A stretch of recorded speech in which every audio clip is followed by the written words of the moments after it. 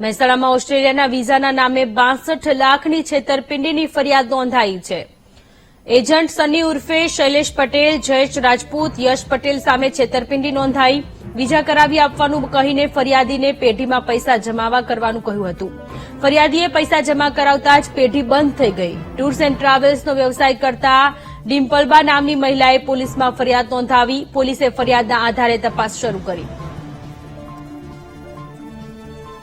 તો tour and ટ્રાવેલ્સનો વ્યવસાય કરતા ડિમ્પલબા નામની મહિલાએ પોલીસમાં ફરિયાદ નોંધાવી છે કે તેમની સાથે છેતરપિંડી થઈ છે। ઓસ્ટ્રેલિયાના વિઝાના નામે 62 લાખ રૂપિયાની છેતરપિંડી કરવામાં આવી છે। વિઝા કન્સલ્ટન્સીએ છેતરપિંડી કરી એજન્ટ સની ઉર્ફે શૈલેષ પટેલ, જયેશ રાજપૂત છેતરપિંડી કરી છે। વિઝા કરાવી આપવાનું કહીને ફરિયાદીને પેઢીમાં પૈસા જમા કરવાનું કહ્યું હતું અને ફરિયાદીએ જ્યારે પૈસા જમા કરાવ્યા ત્યારબાદ તરત જ પેઢી બંધ થઈ ગઈ।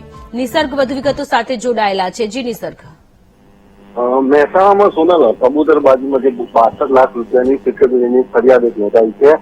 જે વિદેશ જે જવાનો મોહ છે તે લોકોમાં છૂટી નથી રહ્યો। લોકો વિદેશ જવાના મોહમાં લાખો રૂપિયા ગુમાવી રહ્યા હોવાનું દ્રશ્યો સામે આવી રહ્યા છે। તેમાં મહેસાણામાં કબૂતરબાજીમાં 62 લાખ રૂપિયા છેતરપિંડી થઈ છે। મહેસાણા બી ડિવિઝન પોલીસે 3 એજન્ટ વિરુદ્ધ ફરિયાદ નોંધી આગળની કાર્યવાહી કરી છે। આ જે સમગ્ર ઘટના છે 25/1/2024 થી 30/1/2024 સુધીમાં છેતરપિંડી કરી હતી।